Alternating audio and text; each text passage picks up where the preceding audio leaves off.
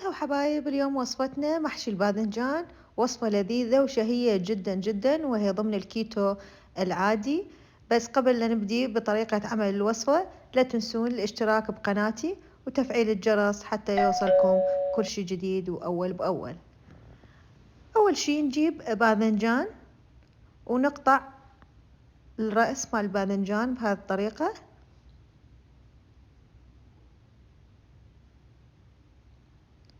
وبعدها نحفر الباذنجان ونخرج اللبة من عنده مثل ما تشوفون. وهسه نبدي نحضر بالحشوة. في كاسة نخلي بصل مقلي بزيت الزيتون ومتبل بالكركم، ونضيف له لب الباذنجان المفروم،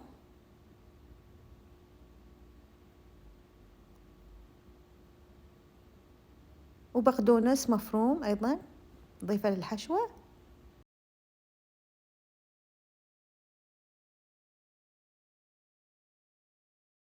وبعدها نضيف للحشوة لحم مفروم مقلي بزيت الزيتون ومتبل بالملح والفلفل الأسود، ونضيف قليل من الثوم المفروم أيضا، ثم نخلط الحشوة وتكون جاهزة بهذه الطريقة.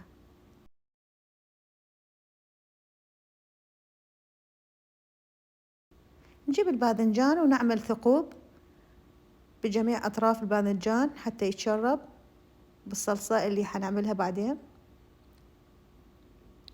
ثم يحشى بالحشوة اللي حضرناها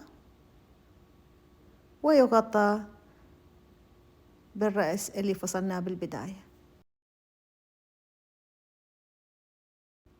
بعد ما كمل الباذنجان نضعه في قالب مخصص للشوي،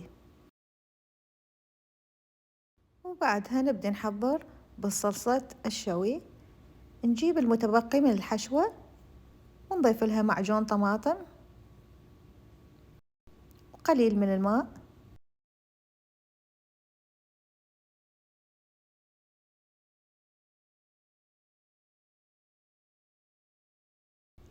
ونتبلها بالملح والفلفل الأسود.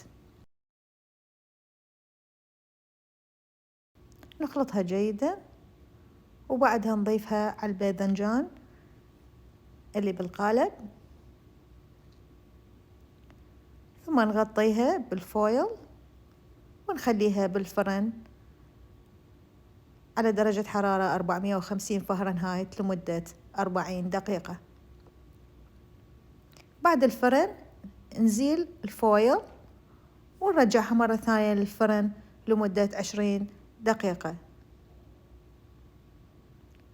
وهذه بعد 20 دقيقة تكون جاهزة بهذه الطريقة. خلي الباذنجان في طبق ونذب عليه قليل من الصلصة، طبعا كمية حسب ما تحبون مع الصلصة. ممكن تزينوه بالبقدونس المفروم وتاكلوا ألف عافية. قطعوه بالطريقة اللي تحبوها،